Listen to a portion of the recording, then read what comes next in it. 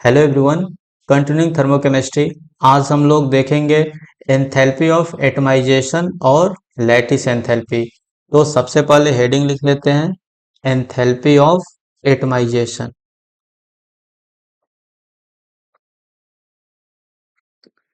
Enthalpy of atomisation, आखिर इसको कैसे हम डिफाइन कर सकते हैं? तो सबसे पहले समझ लेते हैं आखिर ये होता क्या है। देखो, अगर कोई भी अपने पास कंपाउंड है, उसका एक मोल कंपाउंड लो और उसमें जितने भी टाइप के बॉन्ड बने हैं उस बॉन्ड को ब्रेक कर दो। उस बॉन्ड को ब्रेक करने में जितना भी एनर्जी का रिक्वायरमेंट होगा, उसी एनर्जी को क्या बोलते हैं? Enthalpy of atomisation. मींस एक मोल कंपाउंड के जो बॉन्ड है उस बॉन्ड को ब्रेक करने में जितना एनर्जी खर्च होगा, उस एनर्जी को बोलेंगे एंथैल्पी ऑफ एटमाइजेशन। तो इसको डिफाइन कैसे करेंगे? It is enthalpy change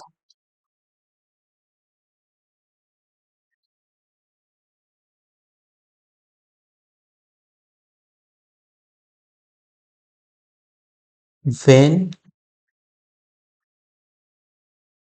one mole substance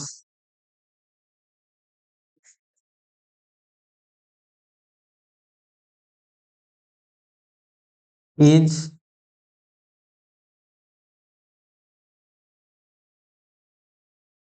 converted into its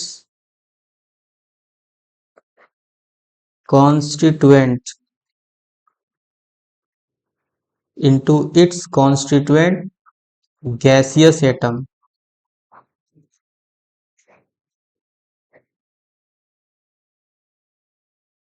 gaseous atoms.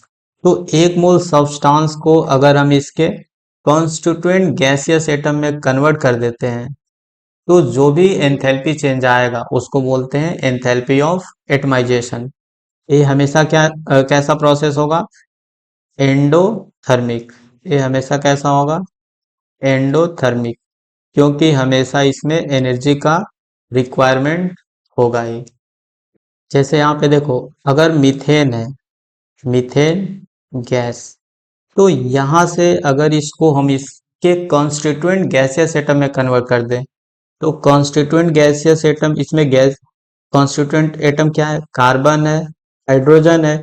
तो यहाँ से हमें मिलेगा कार्बन गैस और 4 हाइड्रोजन गैस। तो मीथेन को अगर हमने कार्बन और हाइड्रोजन में ब्रेक कर दिया, इसके बीच यहाँ पे जो बॉन्ड था, कार्बन और हाइड्रोजन के बीच जो बॉन्ड था, एक्चुअल में हमने क्या किया? इस बॉन्ड को ब्रेक किया। यहाँ पे जो भी बॉन्ड था, चारों बॉन्ड को ब्रेक किया। तो यहाँ से जो रिएक्शन का एंथैल्पी आएगा, इसी एंथैल्पी को क्या बोलेंगे? Enthalpy of atomisation of methane gas. तो एक्चुअल में हो क्या रहा है? जो भी कंपाउंड में जो भी बॉन्ड बने हैं उस बॉन्ड को डिसोसिएट किया जा रहा है, बॉन्ड को ब्रेक किया जा रहा है। तो देखो यहाँ पे अगर हम लेते हैं Br2 लिक्विड, तो ये ब्रेक होगा गैसियस एटम में, तो हमें 2 मोल ब्रोमीन मिलेगा। यहाँ पे देखो, ब्रोमीन और ब्रोमीन के बीच क्या था? बॉन्ड था। इसी बॉन्ड को ब्रेक किया गया है और ये इसको बॉन्ड को ब्रेक करने के बाद गैसियस एटम में कन्वर्ट कर दिया गया है। तो जो यहाँ पे एंथैल्पी ऑफ रिएक्शन आएगा, उसको हम क्या बोलेंगे? Enthalpy of atomisation of Br2 liquid. तो यहाँ से हम समझ गए एंथैल्पी ऑफ एटमाइजेशन एक्चुअल में क्या है। लेकिन अगर ऐसा सोचो, कोई मेटल है, जैसे सोडियम, सोडियम सॉलिड स्टेट में है। तो अगर हम इस मेटल की बात करें, तो सॉलिड स्टेट में एक किस फॉर्म में? एलिमेंटल फॉर्म में। एलिमेंटल फॉर्म में है।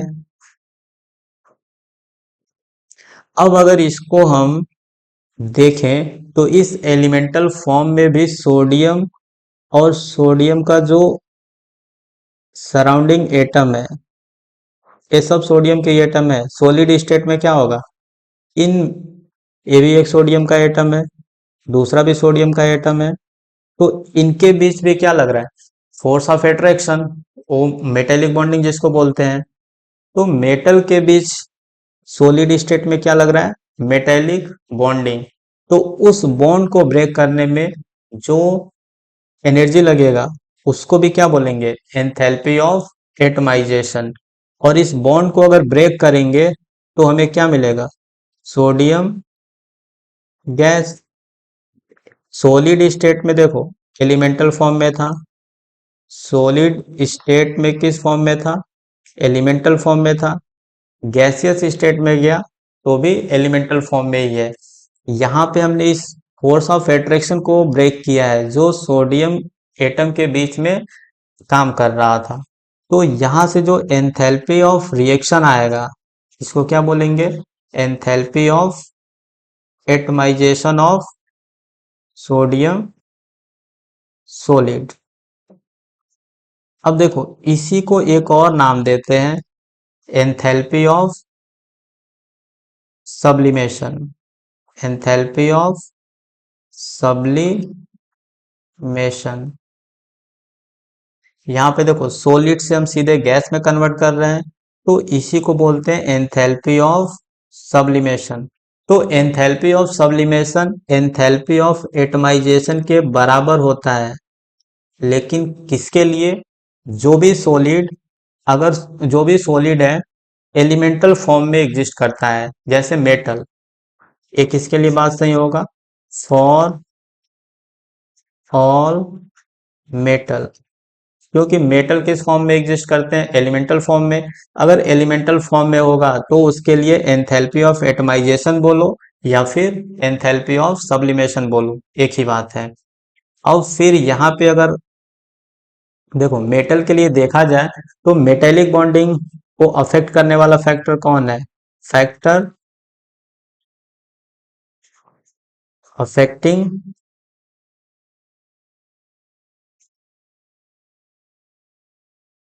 Metallic bonding.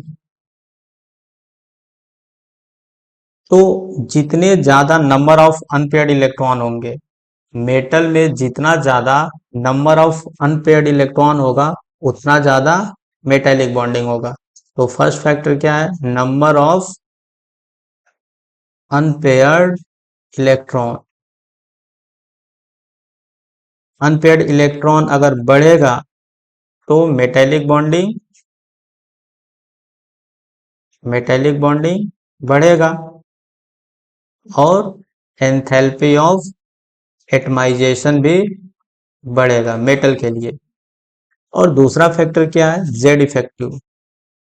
जेड इफेक्टिव, जितना ज्यादा इफेक्टिव न्यूक्लियर चार्ज होगा उतना ज्यादा मेटेलिक बॉन्डिंग होगा और उतना ज्यादा एंथैल्पी ऑफ एटमाइजेशन होगा। तो मेटल के लिए हम समझ गए कि एंथैल्पी ऑफ एटमाइजेशन और सब्लिमेशन तो एक ही है, लेकिन अगर कोई कंपाउंड है तो उसके लिए एंथैल्पी ऑफ एटमाइजेशन अलग चीज है और एंथैल्पी ऑफ सब्लिमेशन अलग चीज है। नेक्स्ट है लैटिस एंथैल्पी। तो लैटिस एंथैल्पी क्या होता है,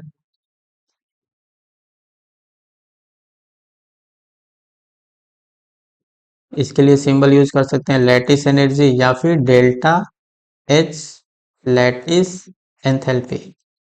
तो देखो अगर कोई भी आयनिक कंपाउंड होगा, उसका एक मोल अपने को दिया है, तो उस एक मोल आयनिक कंपाउंड को उसके कॉन्स्टिट्यूएंट गैसियस आयन में ब्रेक कर दो, तो जितना एनर्जी का रिक्वायरमेंट होगा उस एनर्जी को बोलते हैं लैटिस एंथैल्पी। इसको डिफाइन कैसे करेंगे, it is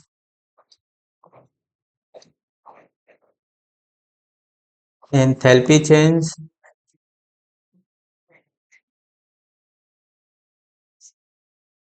when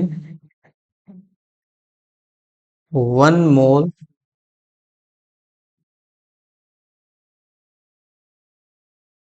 ionic compound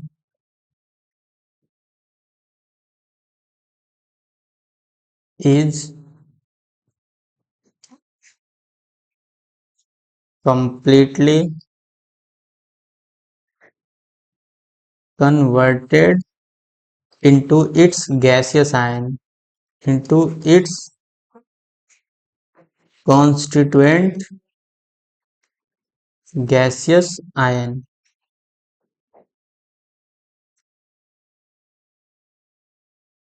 और ये भी हमेशा कैसा होगा, एंडोथर्मिक।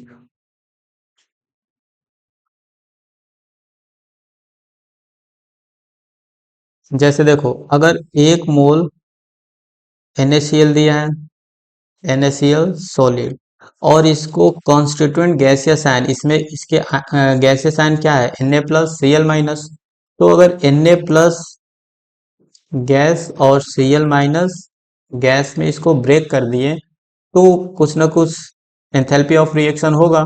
और इसी एंथैल्पी ऑफ रिएक्शन को क्या बोलते हैं, एंथैल्पी ऑफ, मतलब क्या बोल सकते हैं, lattice enthalpy of NaCl solid. तो देखो, इस लैटिस एंथैल्पी को हम कैलकुलेट कर सकते हैं using born Haber cycle. Born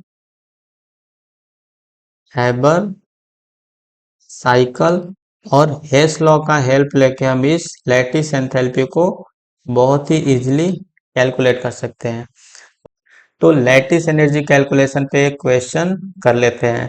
question में बोला है, calculate the lattice energy of A salt Mx from the data given below. Heat of formation दिया है Mx का, हीट ऑफ फॉर्मेशन दिया है, तो फॉर्मेशन का रिएक्शन लिखेंगे।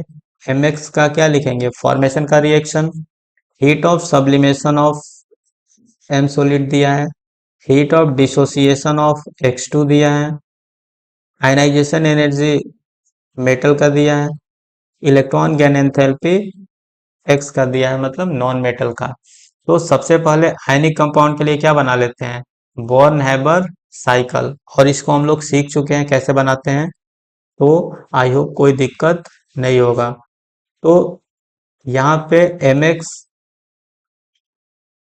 सॉलिड, इसका फॉर्मेशन हो रहा है, तो इसका जो एंथैल्पी ऑफ रिएक्शन आएगा, एंथैल्पी ऑफ फॉर्मेशन के बराबर हो, उस रिएक्शन को लिखने के लिए क्या लेना पड़ेगा, यहाँ पे मेटल जो है उसको स्टैंडर्ड स्टेट में लेना पड़ेगा सॉलिड, और जो नॉन मेटल है X2 उसको गैस के फॉर्म में लेना पड़ेगा और इसका हाफ मोल लेना पड़ेगा। तो यहाँ से एंथैल्पी ऑफ रिएक्शन जो आएगा एंथैल्पी ऑफ फॉर्मेशन के बराबर होगा, और ये डेटा दिया है। अब यहाँ से हम क्या करेंगे, बॉर्न हैबर साइकिल बनाना शुरू करेंगे। तो सबसे पहले मेटल को क्या करते हैं, मेटल को एंथैल्पी ऑफ सब्लिमेशन देंगे, मतलब इसको हीट देंगे तो किस में कन्वर्ट हो जाएगा, मेटल गैस में। फिर यहाँ से इसको क्या देना पड़ेगा, आयनाइजेशन एनर्जी, तो ये कन्वर्ट हो जाएगा मेटल प्लस गैसियस स्टेट में।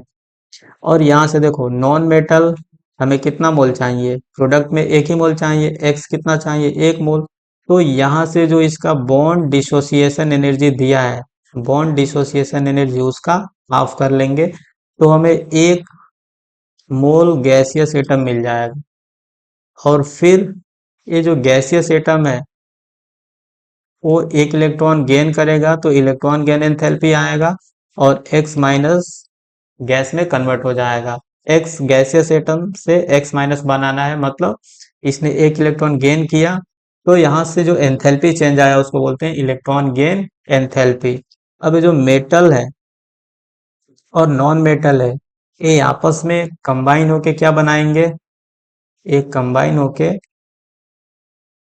बनाएंगे Mx सॉलिड। तो यहाँ से जो एनर्जी रिलीज होगा वो लैटिस एनर्जी रिलीज होगा। तो ये अपना बॉर्न हैमर बन के रेडी है।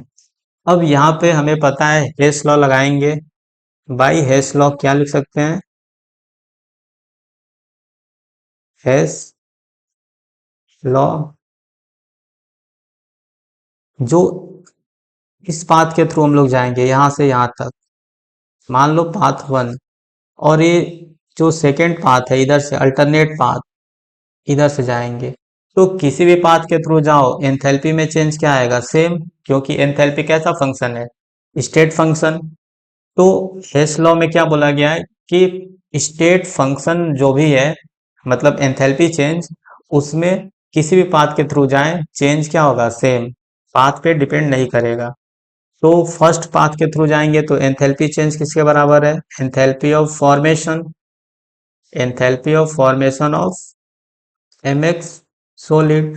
और सेकेंड पाथ के थ्रू जाएंगे तो सेकेंड पाथ में जो भी एंथैल्पी आ रहा है सबको ऐड कर लेते हैं।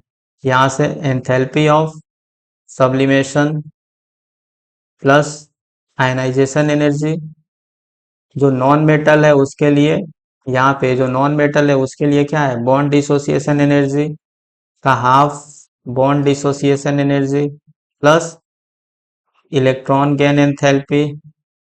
और जब ये दोनों आपस में मेटल और नॉन मेटल मिलेंगे तो एनर्जी रिलीज होगा, वो एनर्जी है लैटिस एनर्जी। तो यहाँ से जो भी वैल्यू दिया है सबको पुट कर लेंगे। यहाँ पे एंथैल्पी ऑफ फॉर्मेशन कितना दिया है, -550। तो एंथैल्पी ऑफ फॉर्मेशन की जगह पे क्या रखेंगे, -550।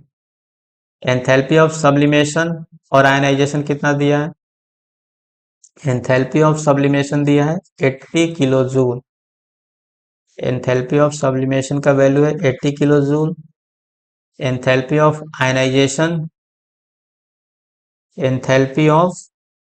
आयनाइजेशन मेटल का दिया है यहाँ पे 347,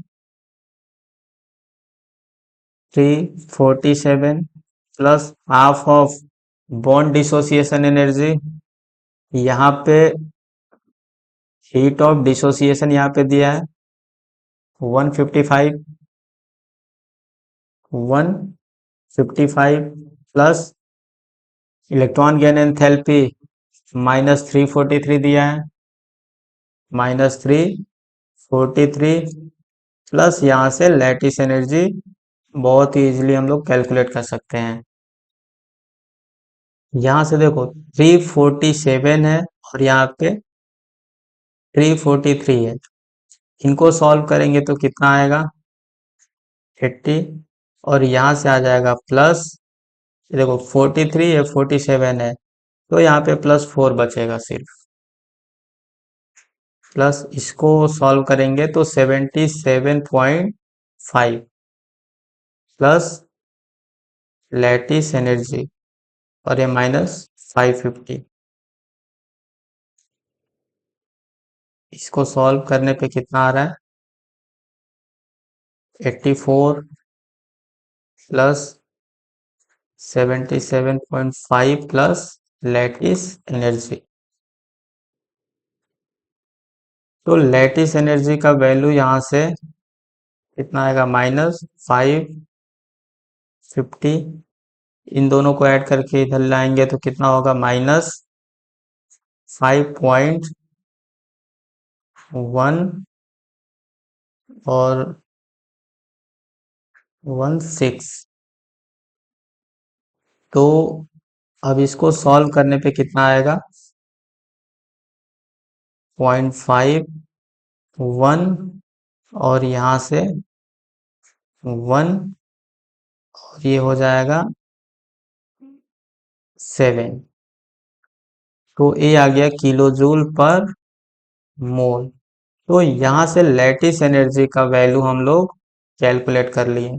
तो किसी भी आयनिक कंपाउंड में लैटिस एनर्जी का वैल्यू कैलकुलेट करना हो तो बॉर्न हैबर साइकिल सबसे पहले बनाएंगे, और जो भी गिवन डेटा है उसका हेल्प लेके हम कोई सा भी इसमें से, अगर लैटिस एनर्जी पूछता है तो लैटिस एनर्जी निकाल सकते हैं। हो सकता है कि इसमें से कोई अननोन पूछ ले हमें, तो कुछ भी पूछे हम सिंपली बॉर्न हैबर साइकिल बना के और हेस लॉ अप्लाई करके कोई भी वैल्यू कैलकुलेट कर सकते हैं। तो आज के क्लास में बस इतना ही, फिर मिलते हैं नेक्स्ट क्लास में। तब तक के लिए पढ़ाई करते रहें, मस्त रहें, थैंक यू।